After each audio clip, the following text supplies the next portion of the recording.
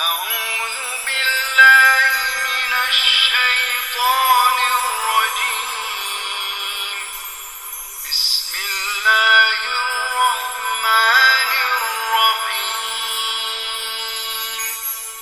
الحمد للہ رب العالمین والصلاة والسلام علی رسولہ الکریم اما بعد فاعوذ باللہ من الشیطان الرجیم بسم اللہ الرحمن الرحیم یریدون لیطفئوا نور اللہ بافواہہم واللہ متم نورہ ولو کرہ الکافرون هو الذی ارسل رسولہ بالہدی ودین الحق لیظہرہ علی الدین کلہ ولو کرہ المشرکون۔ قابل احترام بھائیوں اور بہنوں، آپ کو یاد ہوگا کہ ہماری یہ سیریز ٹورڈ انڈرسٹینڈنگ دا قرآن ہدایت سے شروع ہوئی تھی، اور پھر ہم نے رب ہمارا پر گفتگو کی، پھر اسلام اور سیکولرزم پر گفتگو کی، پھر ہم نے نبی اکرم صلی اللہ علیہ وسلم کے مقام و مرتبے کو پہچانا کہ وہ اللہ کے رسول ہیں۔ اس کے بعد انسان کی حقیقت کے بارے میں ہم نے جاننے کی کوشش کی، اور اس کے بعد ہم نے یہ جانا کہ قرآن مجید ایمان کی دعوت کیسے دیتا ہے، اور پھر یہ معلوم کیا کہ کون سے لوگ ہیں کہ جو قرآن مجید کی دعوت کو قبول کرتے ہیں اور کون سے لوگ ہیں کہ جو اس دعوت کو قبول نہیں کرتے۔ اس کے بعد ہم نے سورہ مومنون کی ابتدائی 11 آیات کے حوالے سے تعمیر سیرت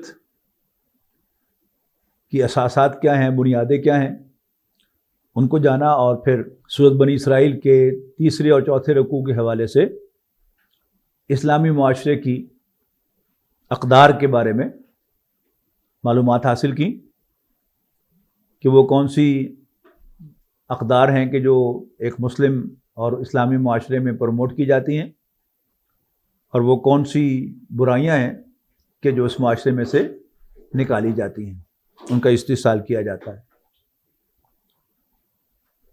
پھر ہم نے سورۃ تحریم کے حوالے سے آئلی زندگی کا مطالعہ کیا، اور پھر توبہ کے بارے میں جانا کہ توبہ کیا چیز ہے اور ہمارے دین میں اس کا مقام کیا ہے۔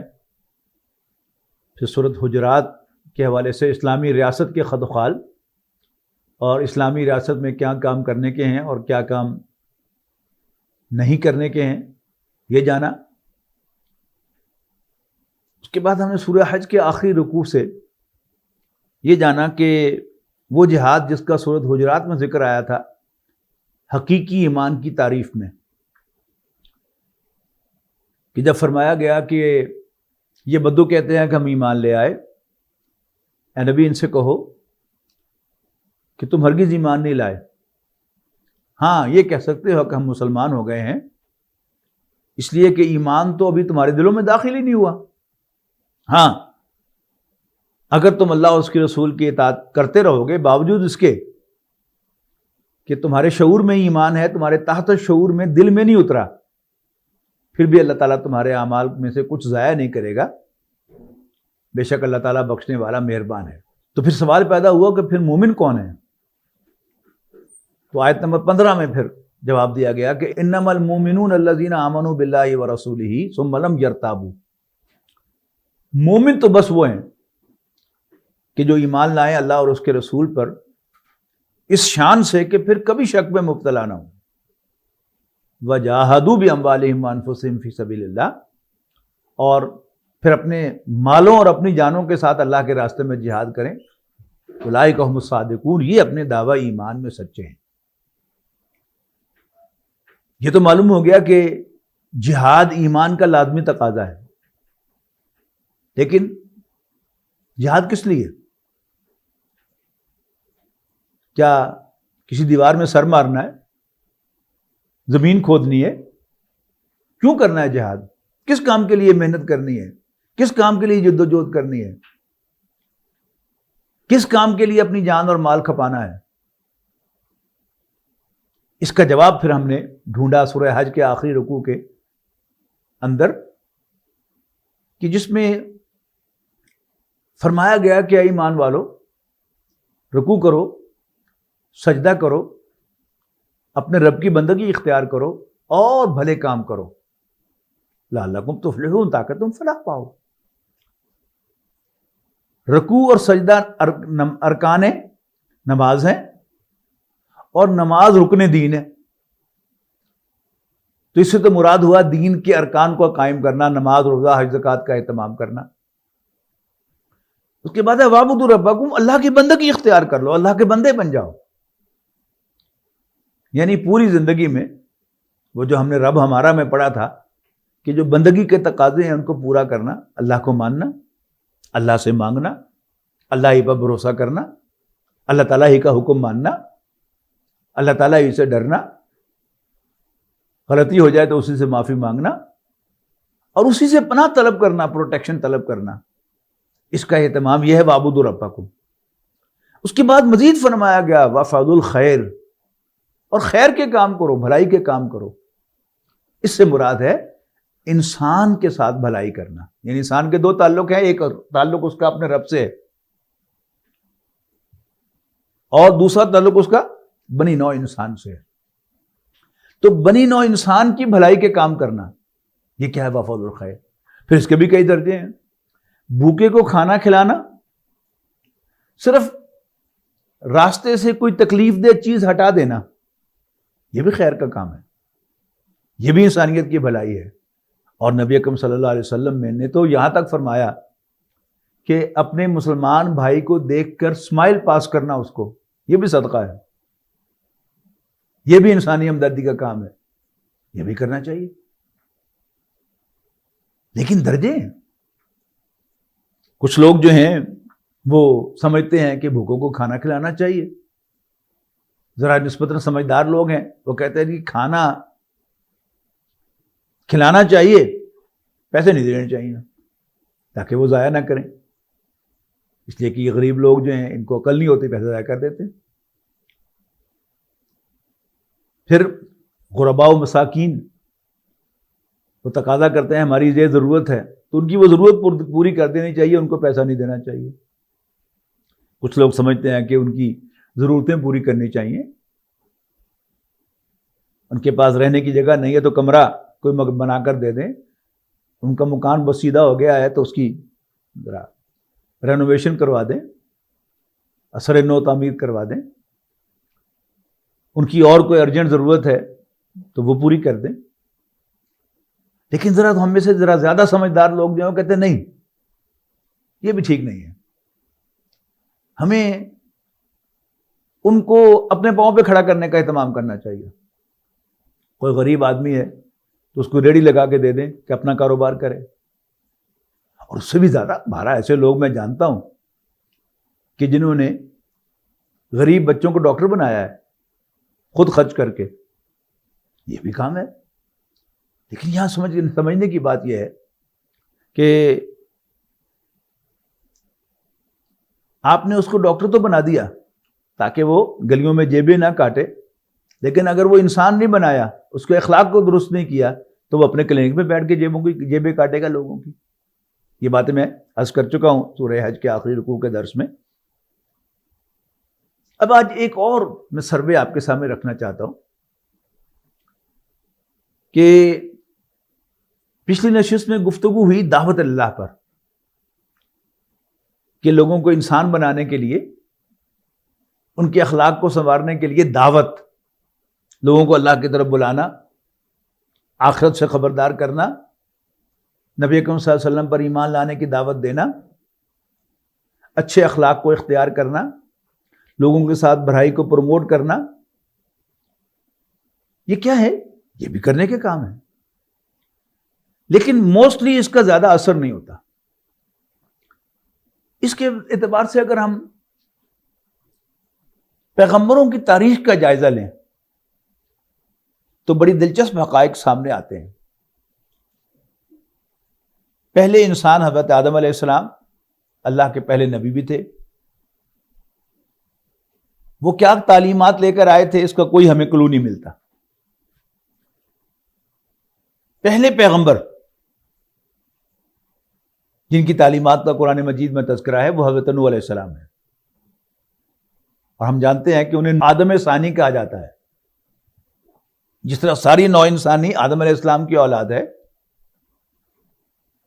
تو طوفان نوح کے بعد صرف وہی لوگ بچے تھے کہ جو حضرت نوح علیہ السلام کے ساتھ ان کی کشتی میں سوار ہوئے تھے۔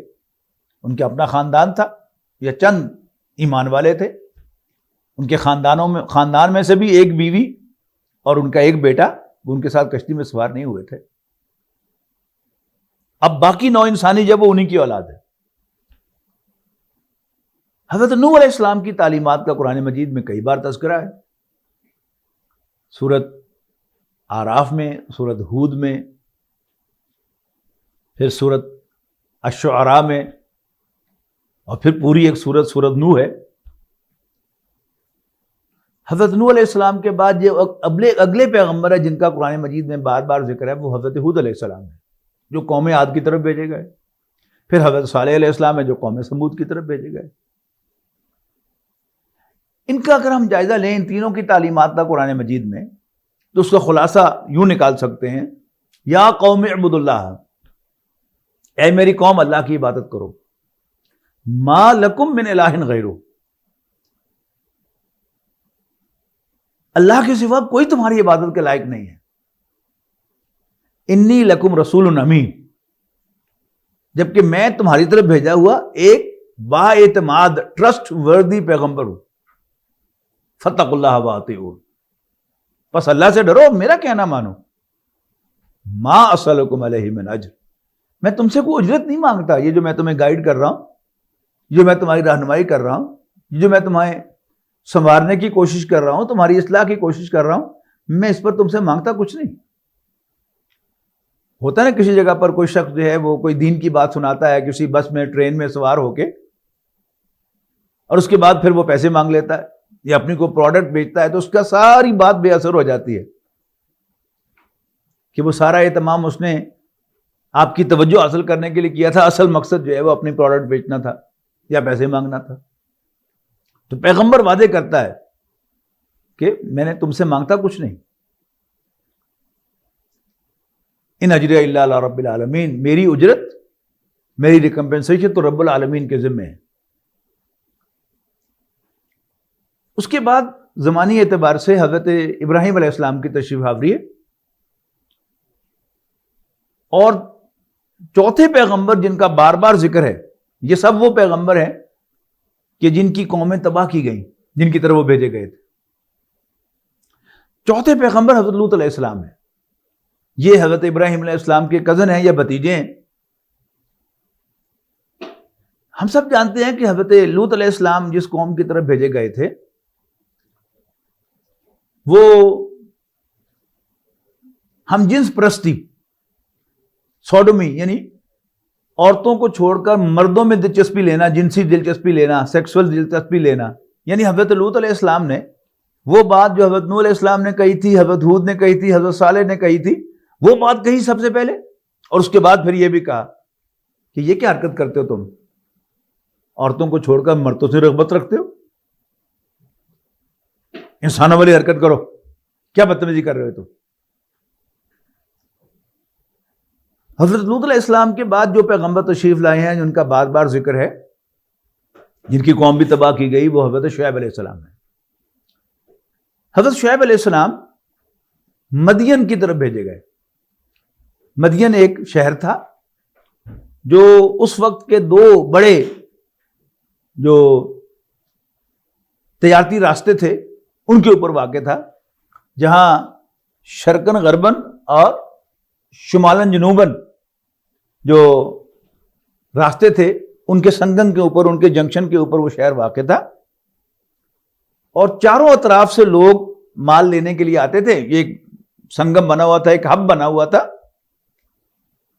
چاروں طرف کے کاروباریوں کو آسانی تھی، بجائے چار مختلف سمتوں میں سفر کرنے کے وہ مدین آتے تھے، اور وہاں پر چاروں طرف سے آیا ہوا مال جو تھا وہ انہیں مل جاتا تھا۔ مدین کے لوگوں نے وہ ہب بنا کر وہاں ایک مارکیٹ بنائی تھی، اور وہ چاروں طرف سے آیا ہوا مال اپنی دکانوں پر رکھ دیتے تھے اور خود بیچتے تھے۔ اب چونکہ ایک منوپلی حاصل ہو گئی تھی انہیں، لہذا ناپ تول میں کمی کرتے تھے، تو حضرت شعیب علیہ السلام نے انہیں اس سے منع کیا، اور ڈاکے ڈالتے تھے، اس سے منع کیا۔ ان 5 پیغمبروں کی قوموں نے جن کی طرف وہ بھیجے گئے تھے، پیغمبروں کی مالا لہذا قومیں ہلاک کر دی گئیں۔ قوم نوح ہلاک ہوئی، قوم عاد ہلاک ہوئی، قوم سمود ہلاک ہوئی، پھر قوم لوط ہلاک ہوئی، قوم شعیب تباہی سے دو چار ہوئی۔ اس کے بعد حضرت موسیٰ علیہ السلام کی تشریف آوری ہوئی۔ حضرت موسیٰ علیہ السلام کی 2 بعثتیں ہیں، ایک تو وہ اپنی قوم بنی اسرائیل کی طرف بھی بھیجے گئے، لیکن اول انہیں فرعون کی طرف بھیجا گیا۔ فرمایا اذهب الى فرعون، اللہ تعالیٰ نے فرمایا کہ موسیٰ فرعون کے پاس جا، انہ طغی، وہ سرکشی پر اتر آیا ہے۔ مسئلہ کیا تھا کہ بنی اسرائیل لقب تھا حضرت یعقوب علیہ السلام کا، اور سورہ یوسف سے ہمیں پتہ چلتا ہے ان کے 12 بیٹے تھے، اور یہ سارا خاندان حضرت یوسف علیہ السلام کے ساتھ مصر منتقل ہو گیا تھا۔ حضرت یوسف علیہ السلام یہ اس وقت کے بادشاہ کے محسن تھے کہ انہوں نے وہ طویل جو قحط پڑا تھا وہاں پر اس کو مینج کر کے دکھایا، راشننگ کا نظام متعارف کروا کر، لہذا وہ اس کے محسن تھے، اور بادشاہ نے کہا کہ سارا مصر تمہارا ہے، جہاں مرضی آباد ہو جاؤ، لے آؤ اپنے سب گھر والوں کو۔ تو یہ بڑے ماہر تھے زراعت کے، تو یہ آ گئے اور انہیں مصر کا جو بڑا فرٹائل ایریا تھا، زرخیز علاقہ تھا، اس پر قبضہ جما لیا اور کرنا شروع کر دیا۔ لیکن جیسے ہوا کہ یورپین جو ممالک ہیں جنہوں نے مشرقی ممالک پر نوآبادی نظام قائم کیا، کولونیل رول کیا، اور پھر وہاں سے یہ ورکرز لے کے گئے اپنے اپنے ملکوں میں، انڈو پاک سب کانٹیننٹ سے برطانیہ میں سب لوگ گئے، انہیں ان کی معیشت کا پہیہ چلایا۔ اب کیا ہے، اب وہاں پر ایک ایشو ہے کہ نکالو امیگرینٹس کو، یہ ہم پر بوجھ ہیں۔ یہی ہوا وہاں بھی کہ جب بادشاہت تبدیل ہوئی، فرائنہ کا خاندان آ گیا حکومت میں، تو انہوں نے سارے بنی اسرائیل کو اپنا غلام بنا لیا اور ان سے بیگار لینا شروع کر دی۔ اللہ تعالیٰ کو اس قوم پر رحم آیا، یہ سورہ قصص میں آپ تو مضمون پڑھیں گے کہ اللہ تعالیٰ کو اس قوم پر رحم آیا، اور پھر اللہ تعالیٰ نے ان میں حضرت موسیٰ کو مبعوث کیا تاکہ وہ انہیں رہائی دلائے۔ یہ کام کیسے ہوا کہ اللہ تعالیٰ نے موسیٰ علیہ السلام کو حکم دیا کہ جاؤ فرعون کے ساتھ اور اسے صاف صاف کہو کہ بنی اسرائیل کو میرے ساتھ بھیج دو، لیکن اس نے نہیں بھیجا۔ نتیجہ کیا ہوا کہ ایک جدوجہد انہیں کرنی پڑی، یعنی بنی اسرائیل کو انہوں نے آرگنائز کیا اور آزادی کی تحریک ان کے اندر چلائی، اور پھر ایک دن اللہ تعالیٰ نے حکم دیا کہ بنی اسرائیل کو لے کر نکل جاؤ۔ تو راتوں رات حضرت موسیٰ علیہ السلام بنی اسرائیل کو لے کر نکل گئے، اور پیچھے سے مخبری ہو گئی فرعون اور آل فرعون کو بھی پتہ چل گیا کہ بنی اسرائیل جو ہیں وہ جا رہے ہیں نکل کر۔ تو فرعون نے پیچھا کیا اپنے لاؤ لشکر کے ساتھ، اپنے پورے خاندان کے ساتھ، آگے سمندر آ گیا۔ اللہ تعالیٰ نے حکم دیا موسیٰ علیہ السلام کو کہ اپنا عصا سمندر پر مارو۔ حضرت موسیٰ علیہ السلام نے عصا مارا تو اللہ تعالیٰ کے حکم سے سمندر کا پانی 2 دیواروں کی شکل میں کھڑا ہو گیا، ایک پانی کی دیوار ادھر اور ایک پانی کی دیوار ادھر، اس کے درمیان خشک راستہ بن گیا، اور بنی اسرائیل اس میں سے گزر کر سمندر پار کر گئے۔ پیچھے فرعون اس کا لشکر بھی آیا، انہوں نے پیچھا کرتے ہوئے اپنی فوجیں جو ہیں اور اپنا سب کچھ جو ہے وہ سمندر کے اندر جو خشک راستہ بنا ہوا اس پر ڈال دیا۔ جب بنی اسرائیل سمندر پار کر کے باہر نکل گئے تو اب فرعون اور آل فرعون سب کے سب سمندر کے اندر آ گئے۔ اللہ تعالیٰ نے پانی کو دوبارہ چلنے کا حکم دے دیا اور وہیں سارے ڈوب گئے۔ اب ہوا کیا کہ حضرت موسیٰ علیہ السلام کا جو مشن تھا پچھلے پیغمبروں کے مقابلے میں وہ مکمل ہوا، لیکن معجزانہ طور پر۔ حضرت نوح علیہ السلام، گنتی کے چند مسلمان، لوط علیہ السلام، شعیب علیہ السلام، صالح علیہ السلام، ہود علیہ السلام، سب کا یہی معاملہ ہے۔ یہاں بھی کیا ہوا، فرعون اور آل فرعون نے ماں سوائے ایک آدھ آدمی کے کہ فرعون کی بیوی سیدہ آسیہ سلام علیہا ایمان لے آئیں، ایک مومن آل فرعون کا تذکرہ ملتا ہے سورہ مومن کے اندر کہ وہ بھی سردار تھے آل فرعون میں سے، لیکن موسیٰ علیہ السلام پر ایمان لے آئے، باقی کسی نے نہیں مانا۔ لیکن اللہ تعالیٰ نے جو مقصد جس کے لیے موسیٰ علیہ السلام کو بھیجا تھا وہ پورا کرا دیا معجزے کے ذریعے سے۔ اس کے بعد موسیٰ علیہ السلام کو دوبارہ بلایا تو وہ طور پر انہوں نے تورات عطا فرمائی۔ اب تورات عطا فرمائی تو پھر حکم ہوا کہ تم اپنے ہوم لینڈ کو فتح کرو، جا کے فلسطین کو، اور اس کو فتح کر کے یہاں پر میرے احکام کو جا کر نافذ کرو۔ یہاں پھر وہی ہوا کہ بنی اسرائیل کی چند افراد کے علاوہ باقی سب نے لڑنے سے انکار کر دیا، لہذا وہ مشن پھر پورا نہیں ہوا۔ اس کے بعد حضرت عیسیٰ علیہ السلام کی تشریف آوری ہوئی، اور انہوں نے، بائبل میں بھی یہ الفاظ آج تک موجود ہیں نیو ٹیسٹمنٹ میں، کہ انہوں نے کہا کہ یہ نہ سمجھنا کہ میں تورات کو ختم کرنے آیا ہوں، don't think I have come to break law. اور ساتھ ہی انہوں نے خوشخبری دی، سورہ صف میں تذکرہ ہے کہ میں خوشخبری دینے والا ہوں ایک ایسے پیغمبر کی جو میرے بعد تشریف لائیں گے، جن کا نام احمد ہوگا صلی اللہ علیہ وسلم۔ تو حضرت عیسیٰ علیہ السلام کی حیثیت پل کی تھی حضرت موسیٰ اور نبی اکرم صلی اللہ علیہ وسلم کے درمیان۔ اب ایک دوسرے پہلو سے آپ جائزہ لیجئے کہ جو ابتدا میں میں نے 2 آیات آپ کو سنائی سورہ صف کی، فرمایا آیت نمبر 8 میں یریدون لیطفئوا نور اللہ بافواہہم، یہ چاہتے ہیں کہ اللہ کے نور کو، اللہ کی روشنی کو اپنی پھونکوں سے بجھا دیں، اپنے منہوں سے بجھا دیں۔ واللہ متم نورہ ولو کرہ الکافرون، جبکہ اللہ تعالیٰ اپنی روشنی کو مکمل فرمانے والا ہے، خواہ یہ کافروں کو کتنا ہی برا لگے۔ اب ایک تو آپ کو میں نے جو پروفائل دکھایا ہے کہ حضرت نوح، حضرت ہود، حضرت صالح، جو حضرت ابراہیم علیہ السلام سے پہلے کے پیغمبر ہیں، وہ صرف عقیدے کی دعوت لے کے آئے، انہوں نے کسی سوشل ایول کو ٹچ نہیں کیا، کسی معاشرتی مسئلے کو حل نہیں کیا، بس تلقین کی ہوگی سب کو کہ بھائی زیادتی نہ کیا کرو، ہر ایک کا حق دیا کرو، لیکن باقاعدہ اس کے لیے کوئی تحریک نہیں، ان کی بنیادی دعوت کا حصہ وہ نہیں۔ لیکن حضرت لوط علیہ السلام سے پھر وہ بنیادی دعوت کے ساتھ ساتھ وہ جو سوشل ایشوز ہیں وہ بھی ایڈریس ہونے شروع ہو گئے۔ حضرت لوط علیہ السلام نے سوشل پرورشن کو ایڈریس کیا، حضرت شعیب علیہ السلام نے اکنامک ایکسپلائٹیشن کو ایڈریس کیا، معاشی استحصال کو، اور حضرت موسیٰ علیہ السلام نے پولیٹیکل ریپریشن کو، جو سیاسی جبر تھا، اس کو اپنی دعوت کا موضوع بنایا، اور فرعون سے کہا صاف صاف کہ بنی اسرائیل کو چھوڑ دو، ان پر تشدد نہ کرو، ان کو غلام بنا کے نہ رکھو، وغیرہ وغیرہ۔ اب اس کو اور پہلو سے آپ جائزہ لیں کہ تاریخ انسانی میں 1200 سال ایسے ہیں کہ جن میں انسانی ذہن نے بہت کام کیا ہے۔ یہ کون سے ہیں 1200 سال؟ 600 سال قبل مسیح علیہ السلام اور 600 بعد مسیح، یعنی 600 قبل مسیح سے 600 عیسوی تک کے جو 1200 سال ہیں، یہ انسانی ذہن کی بلوغت کا دور ہے۔ جتنے بھی بڑے بڑے فلسفی ہیں وہ اسی دور میں پیدا ہوئے ہیں۔ ارسطو اسی دور کا ہے، افلاطون اسی دور کا ہے، کنفوشیس اسی دور کا ہے، حکیم مصدق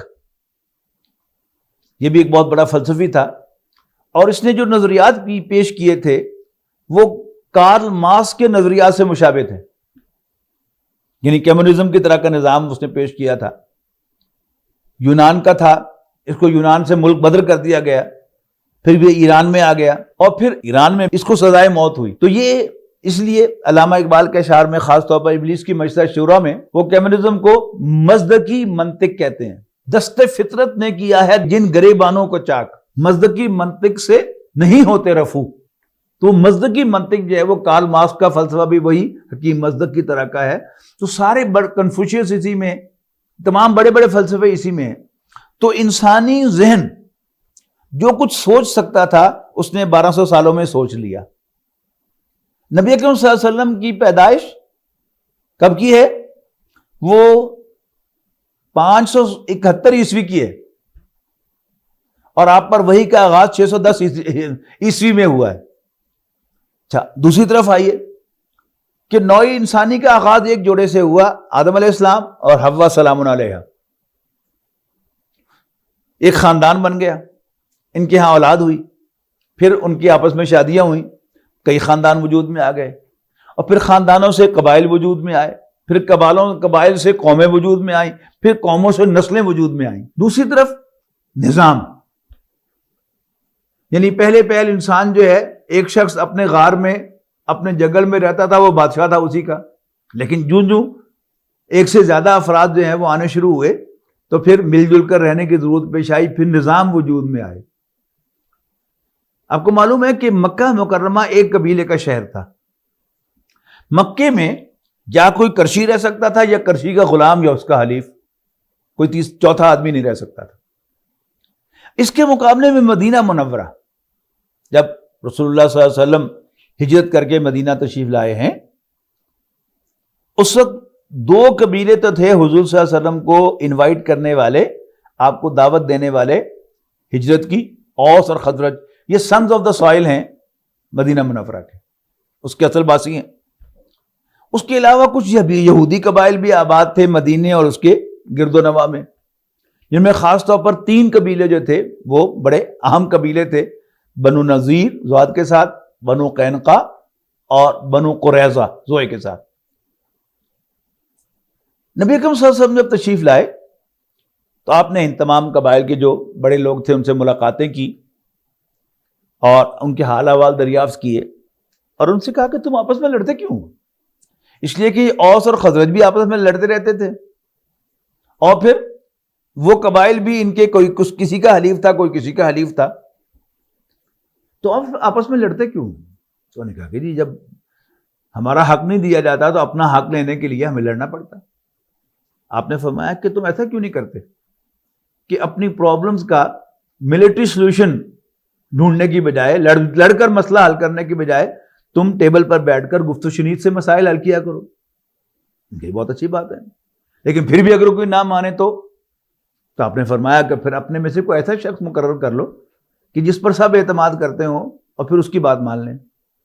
تو انہوں نے کہا کہ پھر آپ ہی ہیں۔ تو نبی اکرم صلی اللہ علیہ وسلم کو مدینہ منورہ کے کانسٹیٹیوشنل ہیڈ کی حیثیت حاصل ہو گئی، آئینی سربراہ، جیسے برطانیہ میں کوئین ہے، پاکستان میں پاکستان کا صدر ہے، چیف ایگزیکٹو پرائم منسٹر ہے، اور ہر صوبہ جوں وقت گزر رہا ہے، پروونشل اٹانومی کی باتیں ہوتے ہوتے اب 18ویں ترمیم کے بعد صوبے تقریباً انڈیپینڈنٹ ہو گئے، ان کا وزیر اعلیٰ ہے جو اس کو کر رہا ہے، تو صدر جو ہے وہ کانسٹیٹیوشنل ہیڈ ہے۔ نبی اکرم صلی اللہ علیہ وسلم کو وہاں مان لیا گیا، اور میثاق مدینہ وہ کانسٹیٹیوشن بن گیا مدینے کی شہری ریاست کا، کہ جس میں ہر قبیلہ انٹرنلی اندرونی طور پر اٹانومس ہے، آزاد ہے، ایک قبیلہ دوسرے قبیلے کے اندرونی معاملات میں دخل نہیں دے سکتا، لیکن قبائل کے جو آپس کے معاملات ہیں ان کے بارے میں یہ بات طے ہوئی کہ ان کو لڑ کر حل کرنے کے بجائے ان کو ٹیبل پر بیٹھ کر گفت و شنید سے حل کیا جائے گا، اور اگر گفت و شنید سے کوئی مسئلہ حل نہ ہو تو پھر نبی اکرم صلی اللہ علیہ وسلم کا فیصلہ تسلیم کیا جائے گا۔ تو گویا سٹی ریاست وجود میں آ گئی۔ آج آپ جائزہ لیں، یعنی ذہنی اعتبار سے بھی انسان جو کچھ غلطیاں کھا سکتا تھا، ٹھوکریں کھا سکتا تھا، وہ کھا لی۔ اب نبی اکرم صلی اللہ علیہ وسلم کے ذریعے سے الہدی عطا کر دیا جائے گا، فائنل گائیڈنس۔ جو غلطیاں ہوئیں، انسان نے جو غلط باتیں سوچی، ان سب کی تصحیح کر کے قرآن مجید کی ہدایت دے دی گئی، اور انسانی جو تمدن ہے، اجتماعیت ہے، وہ بھی ترقی کرتے کرتے کرتے کرتے اسٹیٹ کے لیول پر پہنچ گئی، اور آج بھی پولیٹیکل سیٹ اپ میں سب سے اونچا سیٹ اپ کیا ہے؟ اسٹیٹ، ریاست ہائے متحدہ امریکہ، یونائٹڈ اسٹیٹس آف امریکہ۔ ہر اسٹیٹ انٹرنلی اٹانومس ہے، لیکن ان کے اوپر ایک کانفیڈریشن ہے، United States of America federation. اسی طرح مدینہ منورہ میں ہر قبیلہ انٹرنلی اٹانومس تھا اور پھر اس کے اوپر ایک ان کے درمیان ایک معاہدہ تھا جس کے تحت وہ مل کر رہتے تھے. تو نبی اکرم صلی اللہ علیہ وسلم کے بعد یعنی آپ کی زندگی میں انسان ذہنی اعتبار سے بھی بالغ ہو گیا اور اجتماعیت کے اعتبار سے بھی جو ہائیسٹ لیول تھا انسان نے اچیو کر لیا. اس کے بعد سائنسی ترقی ہوئی ہے, ایجادات ہوئی ہیں, لیکن سوشلی انسان نے اس کے بعد انچ برابر سینٹی میٹر برابر بھی ترقی نہیں کی. لہذا یہ وہ وقت تھا موسٹ سوٹیبل کہ اب آخری ہدایت بھی دے دی جائے, وہ قرآن مجید کی شکل میں دے دی گئی اور نبی اکرم صلی اللہ علیہ وسلم کے ذریعے سے آپ کی سنت کے ایڈیشن کے ساتھ وہ دین حق بھی عطا کر دیا گیا, وہ نظام زندگی بھی عطا کر دیا گیا جو انسان کے جملہ مسائل کا حل ہے.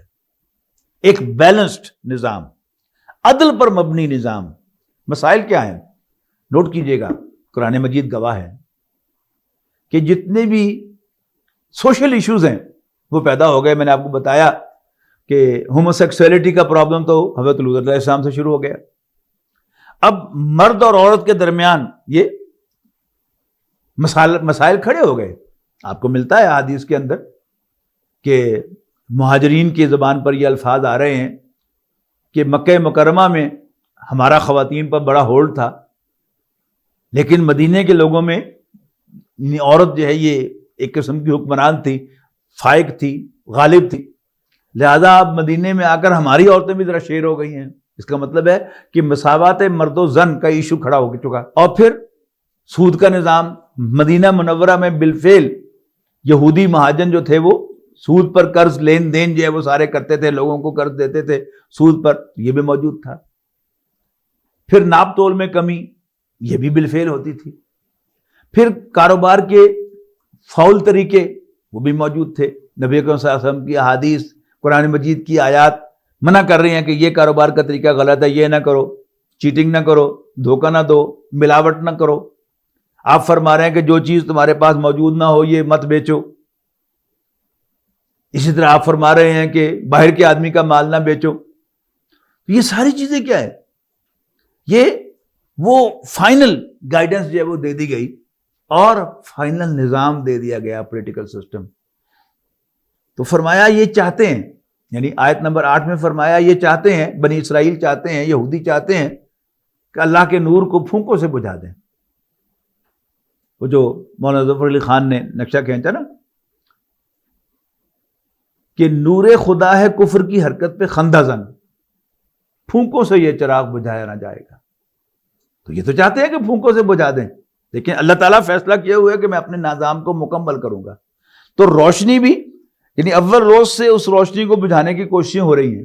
ستیزہ کار رہا ہے ازل سے تا امروز چراغ مصطفی سے شرار بولا بھی, لیکن اللہ تعالیٰ نے اپنا وہ نور بھی مکمل کیا اور قرآن مجید نازل فرمایا نو انسانی کی ہدایت کے لیے, اور ایک عادلانہ نظام بھی عطا فرما دیا. اس میں ہر اعتبار سے عدل ہے, مرد اور عورت کی برابری نہیں, عدل.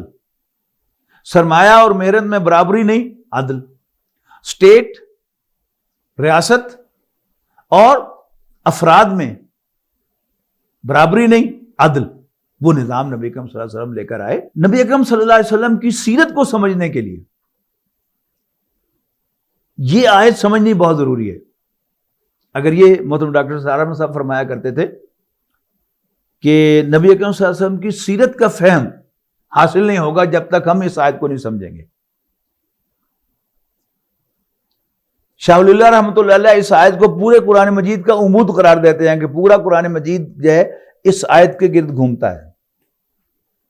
اور سیرت النبی کو آپ دیکھیں تو نبی اکرم صلی اللہ علیہ وسلم کی حیثیت کبھی سمجھ میں نہیں آئے گی, اس لیے کہ جو مغربی مستشرقین ہیں, اورینٹلسٹ ہیں, کچھ جان بوجھ کر اور شاید کچھ غلط فہمی میں بھی یہ بات کہتے ہوں گے کہ نبی اکرم صلی اللہ علیہ وسلم ایک مبلغ کی حیثیت سے تو ناکام ہو گئے, ایک نبی کی حیثیت سے معاذ اللہ, لیکن ایک سیاستدان کی حیثیت سے کامیاب ہو گئے. کوئی یوں کہتا ہے, کوئی جو ہے وہ بڑی ہوشیاری کے ساتھ آپ کی سیرت پر 2 کتابیں لکھتا ہے. منٹگومری واٹ 2 کتابیں لکھتے ہیں محمد ایٹ مکہ اور محمد ایٹ مدینہ صلی اللہ علیہ وسلم، اور کنٹراسٹ دکھاتا ہے کہ مکہ مکرمہ میں تو محمد نہ خود نہ اپنے ساتھیوں کو اجازت دیتے ہیں کہ وہ ہاتھ اٹھائیں اپنے دفاع میں بھی، لیکن وہی محمد مدینے میں آئے ہیں تو وہ ایک پولیٹیشین لگ رہے، آپ تلوار ہاتھ میں لے کے آ گئے، آپ گھوڑے کی پیٹھ پر سوار ہو کر جنگ کر رہے ہیں۔ عجیب بات ہے کہ آپ سیاست کے سارے داؤ پیچ جانتے ہیں، آپ نے کس طرح مختلف قبائل کو ٹھکانے لگایا، کس طرح قریش کو آپ نے کارنر کیا اور مکہ مکرمہ آپ نے فتح کر لیا۔ تو یہ جو چینج آئی نبی اکرم صلی اللہ علیہ وسلم کی سیرت میں، یہ کیا ہے؟ اگر یہ آیت سمجھ میں آ جائے کہ یہ نبی اکرم صلی اللہ علیہ وسلم کو تو اللہ تعالیٰ نے بھیجا ہی اس مقصد کے لیے تھا، اور مکہ مکرمہ میں نبی اکرم صلی اللہ علیہ وسلم کا طرز عمل وہ اسٹریٹجک تھا، وہ حکمت عملی تھی کہ اگر نبی اکرم صلی اللہ علیہ وسلم مکہ مکرمہ ہی میں بار بار یہ نعرے لگانے شروع کر دیتے کہ اللہ کی بڑائی قائم کی جائے گی، اللہ کے دین کو غالب کیا جائے گا، تو ان کو وہیں پر جو ہے وہ کچل دیا جاتا معاذ اللہ۔ تو یہ حضور صلی اللہ علیہ وسلم کی اللہ تعالیٰ کی بتائی ہوئی تھی کہ آپ دعوت دیتے رہیں، فذکر بالقرآن من یخاف وعید، ہر وہ شخص کہ جو میری ڈانٹ سے ڈرتا ہو آپ اس کو خبردار کرتے چلے جائیں، اس کو نصیحت کرتے چلے جائیں۔ لیکن جو ہی آپ کو اللہ تعالیٰ نے ایک الٹرنیٹ بیس عطا کیا، ایک متبادل جگہ عطا فرمائی جہاں سے بیٹھ کر آپ اپنی جد و جہد کو ایک نیا رخ دے سکتے ہیں، تو آپ نے وہ نیا رخ بھی اللہ تعالیٰ کی انسٹرکشن کے مطابق اختیار فرمایا۔ تو یہ سب کچھ جو تھا یہ آپ کو سمجھ میں آئے گا اگر آپ کو یہ سمجھ میں آئے گی بات، تو کہ اللہ تعالیٰ نے حضور صلی اللہ علیہ وسلم کو اسی مقصد کے لیے بھیجا تھا۔ یعنی حضرت آدم علیہ السلام پہلے انسان بھی تھے، پہلے نبی بھی تھے، اور پھر اس کے بعد پھر حضرت نوح علیہ السلام، ہود علیہ السلام، صالح علیہ السلام، پھر لوط علیہ السلام، پھر شعیب علیہ السلام، اور پھر یہ سب کچھ ہوا۔ اور میں تو یہ عرض کرتا ہوں آپ سے کہ نبی اکرم صلی اللہ علیہ وسلم جو سارے انبیاء کرام نے کام کیا وہ نبی اکرم صلی اللہ علیہ وسلم نے بھی کیا۔ مثلا نبی اکرم صلی اللہ علیہ وسلم کے لیے سورۃ احزاب میں الفاظ استعمال ہوئے ہیں، یا ایھا النبی انا ارسلناک شاہدا ومبشرا ونذیرا وداعیا الی اللہ باذنہ وسراجا منیرا۔ اے نبی صلی اللہ علیہ وسلم، ہم نے آپ کو ایک گواہی دینے والا، خوشخبری دینے والا، خبردار کرنے والا، اور اللہ کے حکم سے اللہ کی طرف بلانے والا بنا کر بھیجا ہے، اور یہ کام سارے انبیاء کرام نے کیا۔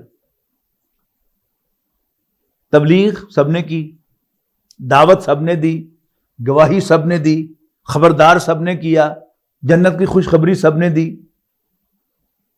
تو نبی اکرم صلی اللہ علیہ وسلم اور باقی انبیاء کرام مشترک ہیں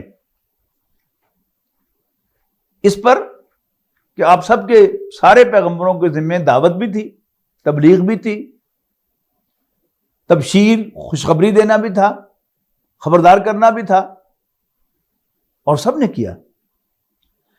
لیکن حضرت موسیٰ علیہ السلام کو جب تورات ملی تو انہیں لڑ کر فلسطین کو فتح کرنے کا حکم دیا گیا، وہ اس میں کامیاب نہیں ہوئے۔ لیکن نبی اکرم صلی اللہ علیہ وسلم کو اول روز سے ہی جو مشن سونپا گیا تھا وہ یہی تھا کہ آپ نے اللہ کے دین کو غالب کرنا ہے۔ اس لیے کہ سورہ مدثر اس کی ابتدائی آیات غالباً دوسری وہی ہیں سورۃ علق کی ابتدائی آیات کے بعد، یا تیسری وہی ہیں، جس میں واضح کہہ دیا گیا تھا، فرما دیا گیا تھا کہ یا ایھا المدثر قم فانذر وربک فکبر، اے کمبل اوڑھ کر، لحاف اوڑھ کر لیٹنے والے، بیٹھنے والے، کھڑے ہو جاؤ، وربک فکبر، کھڑے ہو جاؤ اور خبردار کرو اور اپنے رب کو بڑا کرو۔ پھر سورہ شورا مکی سورت ہے، تقریباً 690 جو ہے اس کا زمانہ ہے، زمانہ نزول ہے، اس میں کہہ دیا گیا تھا قل آمنت بما انزل اللہ من کتاب، اے نبی اعلان کرو کہ میں تو یقین رکھتا ہوں، ایمان رکھتا ہوں اس پر جو مجھ پر کتاب میں سے نازل ہوا ہے، وَأُمِرْتُ لِأَعْدِلَ بَيْنَكُمْ، اور مجھے حکم ملا ہے کہ میں تمہارے مابین عدل کروں۔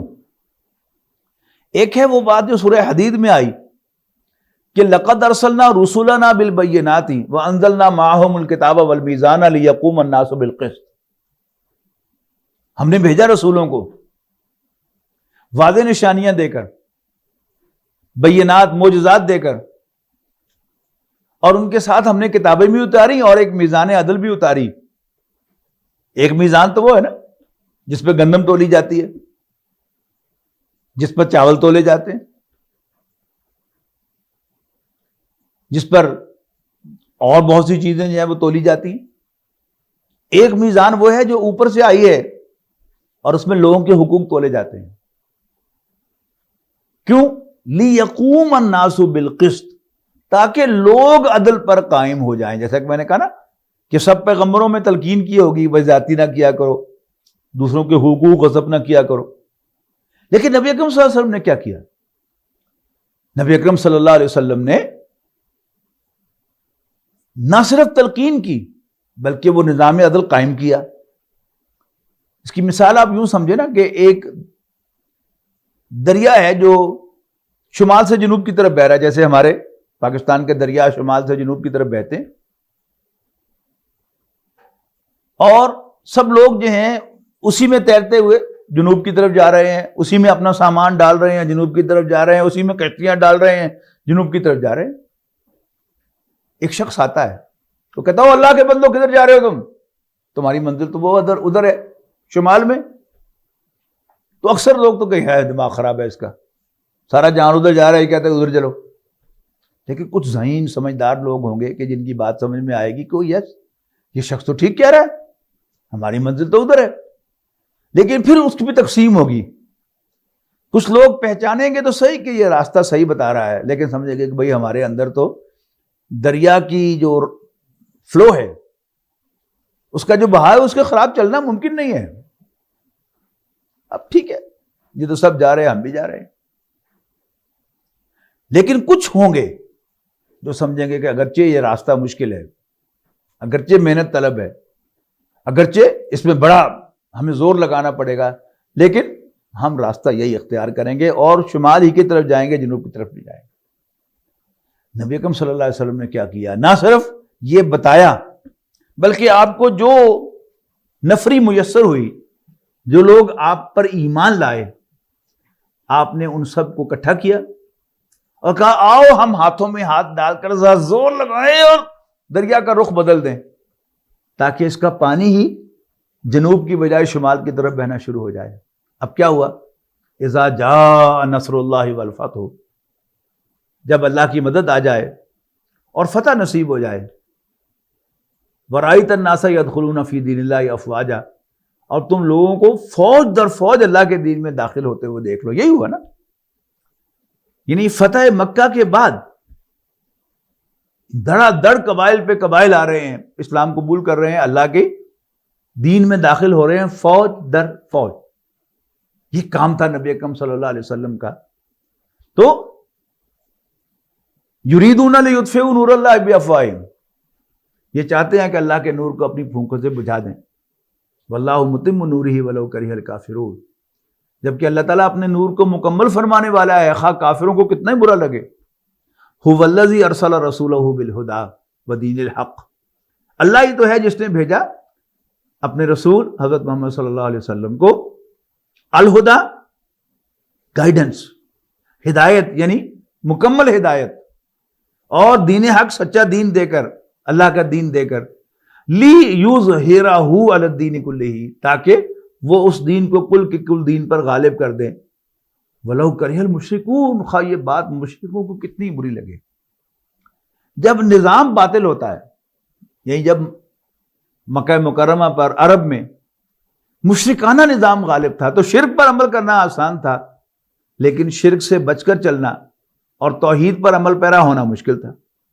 لیکن جب نبی اکرم صلی اللہ علیہ وسلم نے بت توڑ دیے اور شرک کرنا مشکل بنا دیا اور توحید پر عمل کرنا آسان بنا دیا، تو پھر لوگوں کے لیے دین اسلام پر عمل کرنا، توحید پر کاربند ہونا، آخرت کا راستہ اختیار کرنا آسان ہو گیا۔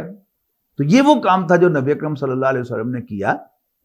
اس بات کو سمجھنا چاہیے کہ نبی اکرم صلی اللہ علیہ وسلم کی سیرت کا یہ پہلو جب ہم اس کو نہیں سمجھتے تو بھائی ہمارا دشمن جو ہے، کوئی اورینٹلسٹ جو ہے، وہ تحریر کرتا ہے اور ہمارے نوجوان جو ہیں وہ ان تحریروں کو پڑھتے ہیں یا ان کی گفتگویں سنتے ہیں تو وہ بھی کنونس ہو جاتے ہیں، ہاں واقعی معاذ اللہ رسول اللہ صلی اللہ علیہ وسلم یہ تھے اور وہ تھے۔ حالانکہ دنیا میں جتنے بھی نظام آئے ہیں، جتنے بھی انقلاب آئے ہیں، ان کی ایک اسٹریٹجی رہی ہے۔ تو نبی اکرم صلی اللہ علیہ وسلم کی بھی ایک اسٹریٹجی تھی جس کے تحت آپ نے کیا ہے۔ بہرحال نیکسٹ ٹائم انشاءاللہ ہم سورہ صف کا مطالعہ کریں گے پورا، لیکن جیسا کہ میں نے آپ کی عرض کیا کہ امام الہند شاہ ولی اللہ دہلوی رحمۃ اللہ علیہ کے نزدیک یہ آیہ مبارکہ هو الذی ارسل رسولہ بالہدی ودین الحق، یہ 3 مرتبہ قرآن مجید میں آئی ہے، سورہ توبہ میں، پھر سورہ فتح میں، اور پھر سورہ صف میں مرکزی آیت کی حیثیت سے۔ تو شاہ صاحب فرماتے ہیں کہ قرآن مجید، پورے قرآن مجید کا عمود ہے، پورا قرآن مجید اس کے گرد گھومتا ہے۔ اور مولانا عبید اللہ صدیق فرماتے ہیں کہ یہ اسلامی انقلاب کی بنیاد ہے۔ اور محترم ڈاکٹر سہارم صاحب فرمایا کرتے تھے کہ سیرت النبی سمجھ میں نہیں آ سکتی اگر یہ آیت سمجھ میں نہ آئے، ورنہ سیرت النبی میں وہی دھوکہ ہوگا اور وہی کنفیوژن ہوگا کہ یہ ٹرانسفارمیشن کیسی ہوئی، مکی زندگی اور ہے، مدنی زندگی اور ہے، اور وہ جو ہمارے دشمن پھیلانا چاہتے ہیں کہ شاید مکے میں رہنے والے پیغمبر محمد کوئی اور تھے، مدینے والے کچھ اور تھے، 100 قسم کی کنفیوژن ہے۔ دوسری بات یہ ہے کہ علامہ اقبال نے جو ان کا مشہور خطبہ الہ آباد ہے 1930 میں جو انہوں نے دیا تھا، مسلم لیگ کے صدر تھے اور مسلم لیگ کا سالانہ اجلاس تھا، اور انہوں نے اس میں وہ خطبہ دیا تھا، اور اس میں انہوں نے فرمایا تھا کہ یہ تقدیر کا فیصلہ ہے، ان کے خیال کے مطابق یہ تقدیر کا فیصلہ ہے کہ ہندوستان کے شمال مغرب میں، یہ جو ہمارا اس وقت کا پاکستان ہے، یہ انڈیا کا شمال مغرب ہے، نارتھ ویسٹ آف انڈیا میں ایک مسلمان ریاست وجود میں آئے، اور اس ریاست میں ہمیں موقع ملے کہ اسلام کے روشن چہرے پر دور ملوکیت میں جو سیاہ داغ پڑ گئے تھے، دھبے پڑ گئے تھے، ہم ان دھبوں کو صاف کر کے، ان داغوں کو دھو کر اسلام کا اصل روشن چہرہ دنیا کو دکھا سکے۔ وہ جو عرض کیا نا، اتمام حجت، کہ لِيَكُونَ الرَّسُولُ شَهِيدًا عَلَيْكُمْ وَتَكُونُوا شُهَدَاءَ عَلَى النَّاسِ، تاکہ رسول صلی اللہ علیہ وسلم تم پر گواہ بن جائیں، قیامت کے دن تمہارے خلاف گواہی دے سکیں کہ میں نے اپنا دین، تیرا دین اے اللہ پہنچا دیا تھا ان کو، اور تم اے مسلمانوں پوری نوع انسانی کے خلاف اللہ کے گواہ بن کر کھڑے ہو سکو قیامت کے دن کہ اللہ ہم نے تیرا دین پورا جو تھا انہیں پہنچا دیا تھا۔ وہ تبھی قائم ہوگی کہ ہم زبان سے قرآن مجید پڑھ کو سنا رہے ہوں، قرآن مجید ایکسپلین کر رہے ہوں، قرآن مجید کی دعوت عام کر رہے ہوں، اور دوسری طرف پولیٹیکلی ہم یہاں پر ایک سسٹم جو ہے وہ دنیا کو اسٹیبلش کر کے دکھائیں کہ دیکھیے یہ ہے اسلام، یہ ہے اس میں عدل، یہ ہے اس میں یہ چیز، یہ ہے اس میں یہ چیز۔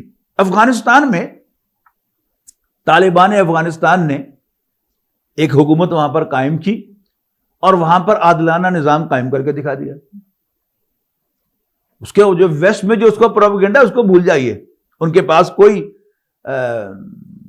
ٹی وی نہیں تھا، ان کا کوئی ریڈیو نہیں تھا، تو انہوں نے جو چاہا خبریں جو ہیں وہ دنیا میں پھیلائیں اور اسلام کے خلاف پروپیگنڈا کیا۔ حقیقت کیا تھی؟ وہاں پر عدل قائم ہوا، وہاں لوگوں کے مسائل حل ہوئے، جو بھی لوگوں کی جائیدادوں پر غاصبانہ قبضہ کرنے والے تھے، ان کی جائیدادیں جو ہیں واگزار کر کے مالکوں کے حوالے کی گئی، اور جو زیادتی کرنے والے تھے ان کو سزائیں دی گئیں۔ یہ سب کچھ ہوا، پوسٹ کی کاشت ختم ہوئی۔ طالبان کے دور میں ملا عمر کے ایک حکم پر وہ پوسٹ کی کاشت جو روک دی گئی، کوئی نہیں آئی دنیا میں ہیروئن، اب پھر دوبارہ ہو رہی ہے۔ یہ سب کیا تھا؟ یہ اسلام کا وہ نظام تھا، اور ویسٹ اسی سے ڈرا کہ کہیں دنیا کے سامنے یہ بات نہ آ جائے کہ اسلام جو ہے یہ اصل دین ہے، یہ اللہ کا دین ہے، یہ عادلانہ نظام ہے، اور پوری دنیا فوج در فوج کہیں اللہ کے دین میں داخل نہ ہو جائے اور دنیا ساری جو ہے مسلمان نہ ہو جائے۔ ہونا تو ہے، نبی اکرم صلی اللہ علیہ وسلم کی خوشخبریاں ہیں، حضرت مہدی کی تشریف آوری ہے، پھر حضرت عیسیٰ علیہ السلام کی دوبارہ تشریف آوری ہے، یہ سب کچھ ہونا ہے۔ لیکن بہرحال دشمن نے اپنا سا زور جو ہے وہ لگایا ہے، اس نظام کو اٹھا کے پھینکا، اور پھر اللہ تعالیٰ نے ان بے یار و مددگار اور نہتے مسلمانوں کو پورے نیٹو کے خلاف فتح دی ہے۔ اللہ کے فضل و کرم سے ہوئی ہے فتح، ہم اپنی آنکھوں سے دیکھ رہے ہیں، ہم امریکہ کو ان کی منتیں کرتے ہوئے دیکھ رہے ہیں، اور ہم امریکہ کو وہاں سے بھاگتے ہوئے دیکھ رہے ہیں۔ باقی وہ پرانی عادت جو ہے وہ یوں نہیں تو پھر یوں، سازشیں ہوں گی، بہت کچھ ہوگا، لیکن انشاءاللہ اللہ کا دین پھر غالب ہوگا، اور پوری دنیا کے سامنے یہ چیز ثبوت کے ساتھ آئے گی کہ اصل دین یہ ہے، اصل نظام یہ ہے، اللہ تعالیٰ کی طرف سے عادلانہ نظام جو ہے وہ یہ ہے۔ انشاءاللہ ہم اگلی دفعہ سورہ صف کا مطالعہ کریں گے تو پھر یہ بات جو ہے وہ پھر ہمارے سامنے آئے گی تفصیل کے ساتھ کہ حضرت موسیٰ علیہ السلام بھی اللہ کے جلیل القدر پیغمبر تھے، انہیں بھی تورات دی گئی، اور انہیں بھی حکم دیا گیا کہ اپنی ہوم لینڈ کو فتح کرو لڑ کر، قوم نے انکار کر دیا۔ نبی اکرم صلی اللہ علیہ وسلم پر قرآن مجید نازل ہوا، آپ کو دین حق عطا ہوا، اور پھر آپ نے ہجرت فرمائی، اور پھر آپ کو بھی حکم ہوا کہ آپ بھی اپنی ہوم لینڈ کو فتح کریں اور وہاں پر یہ عادلانہ نظام قائم کریں۔ تو نبی اکرم صلی اللہ علیہ وسلم اس میں کامیاب ہوئے۔ فرق کیا تھا؟ حضرت موسیٰ علیہ السلام بھی اللہ کے سچے پیغمبر، جلیل القدر پیغمبر، نبی اکرم صلی اللہ علیہ وسلم بھی اللہ تعالیٰ کے سچے پیغمبر، جلیل القدر پیغمبر، خاتم النبیین، آخر المرسلین۔ فرق کہاں ہے؟ حضرت موسیٰ علیہ السلام کے ساتھیوں نے حضرت موسیٰ کو مایوس کیا، نبی اکرم صلی اللہ علیہ وسلم کے ساتھیوں نے آپ کو مایوس نہیں کیا۔ تو انشاءاللہ یہ بات جو ہے وہ تفصیل کے ساتھ اگلی نشست میں آئے گی جب ہم سورہ صف کا تفصیلی مطالعہ کریں گے۔ آج اسی پر اکتفا کرتے ہیں۔ بارک اللہ لی ولکم فی القرآن العظیم ونفعنی وإیاکم بالآیات والذکر الحکیم۔